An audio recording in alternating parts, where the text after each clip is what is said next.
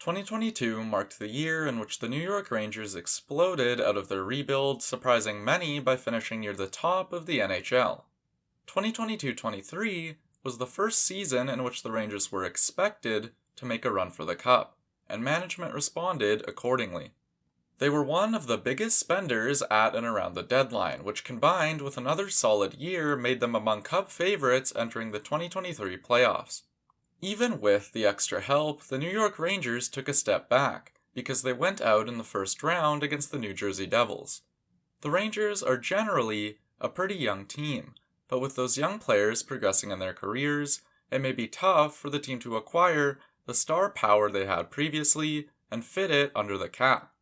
Today, let's take a look at the 2022-23 New York Rangers season, the players who progressed, regressed, the new additions, and the outlook for the future after an underwhelming playoff performance.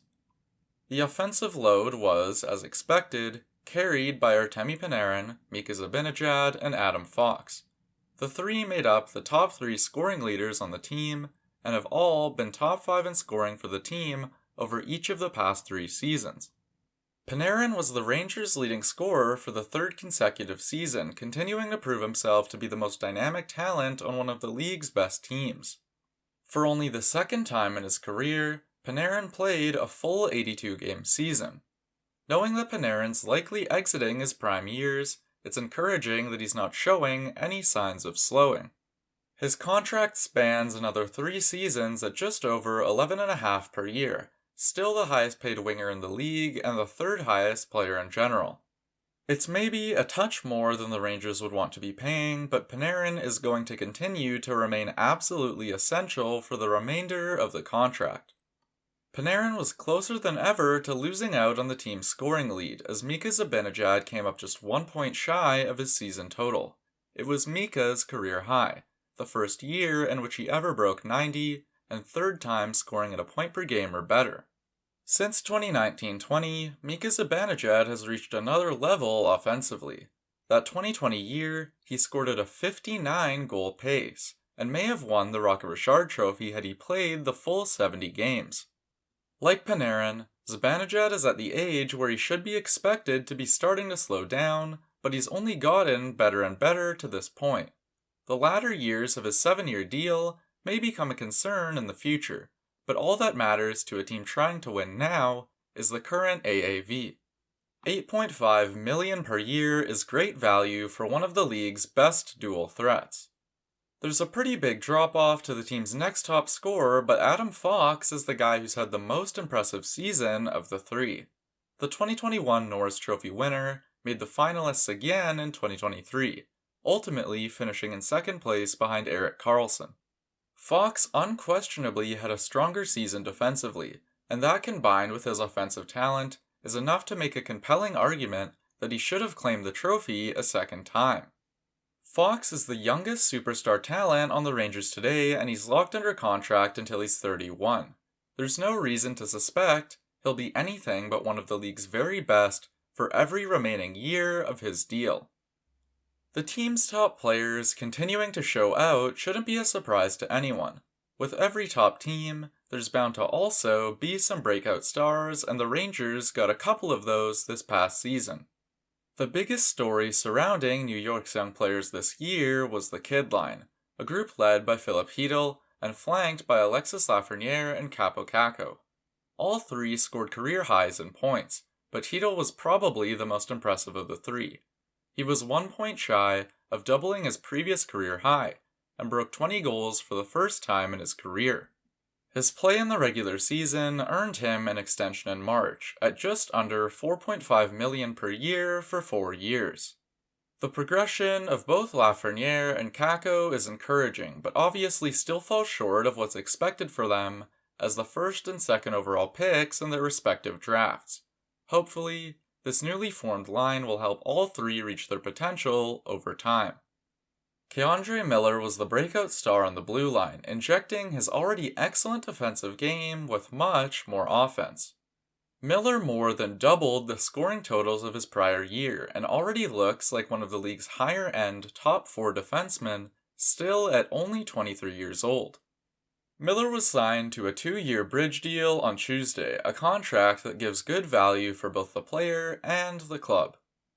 There's obviously tons of great aspects of the New York Rangers roster, as there has to be for any team that's made the playoffs or a recent deep playoff run.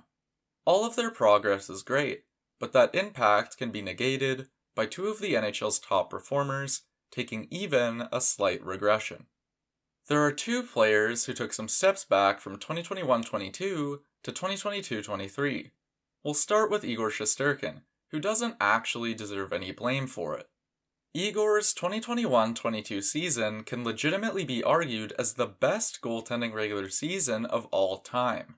There's next to no chance he was going to improve upon that going into next season. That said, a drop from .935 to .916 in save percentage is significant. No doubt non-superhuman level goaltending caused the Rangers to drop a few games they wouldn't have the year before, even if Igor was still very good. Chris Kreider is the other player who, just like Igor, can't really be blamed as if he played bad. Going into 2021-22, Kreider had never broken the 30-goal mark in a season. Then, he scored 52. This year, he broke the 30-goal mark for the second time, but his goal scoring was obviously significantly lower.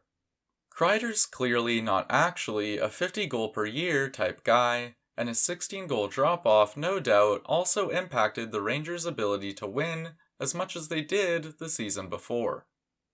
With so much going for them and pretty minor drawbacks, the New York Rangers spent big to bolster their roster for the 2023 playoffs.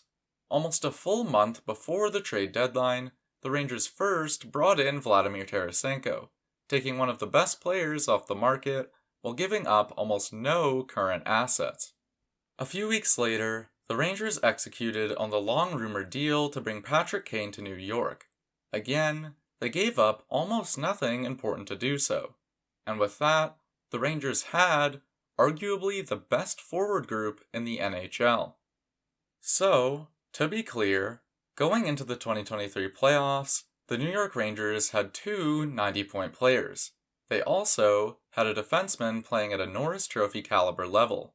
They also had a top-tier goalie and near 40-goal scorer. And they also had 4 young players on cheap deals in important roles set career highs in scoring, which allowed them to also bring in maybe the 2 most dynamically offensively talented players available on the market. It's safe to say, big things were expected of this Rangers squad. The New Jersey Devils were a tough draw for round 1, but the way the Rangers went out was pretty embarrassing. After going down 2-0 in the series, the Devils opted to put in rookie goalie Akira Schmid for Game 3. After that, the Rangers scored only 7 goals in 5 games, as the Devils won 4 of the next 5 and took the series in 7. A team with so much offensive firepower simply could not score, and a goalie with less than 25 games of NHL experience was able to beat out last year's Vezina winner. The only 2 players to score more than once were Vladimir Tarasenko and Chris Kreider. Kreider's 6 goals made up 35% of New York's goals in the entire series. Once they lost that Game 7, the Rangers also lost both Vladimir Tarasenko and Patrick Kane. Tarasenko is currently unsigned, but it seems there's no path forward to bring him back to the Rangers. There may be a slight chance that Patrick Kane could come back, but it would have to be much later in the year, as he underwent surgery that's expected to keep him out for at least another few months.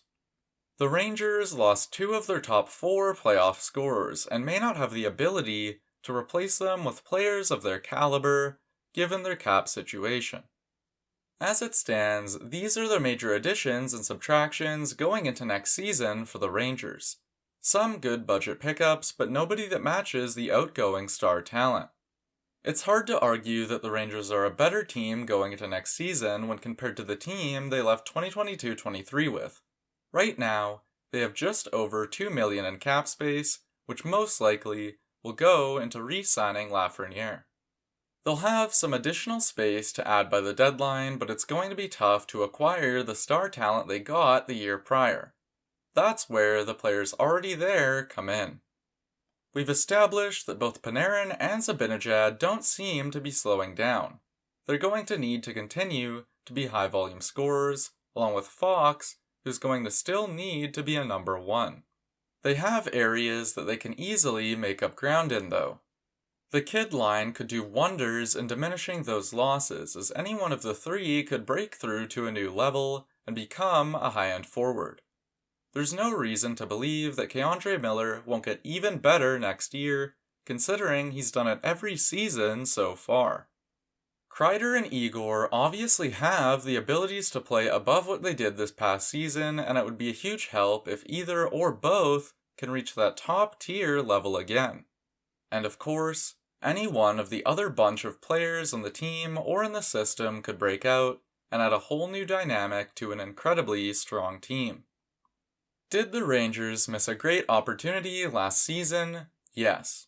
Did they miss their one chance? No. The team as a whole is one of the league's older squads, but the core group is still young enough to where they don't need to be concerned for a while. There's no question they're going to need some help to get over the hump. The question is whether that comes from outside or inside the organization. The New York Rangers remain one of the favorites to win the Stanley Cup in 2023-24.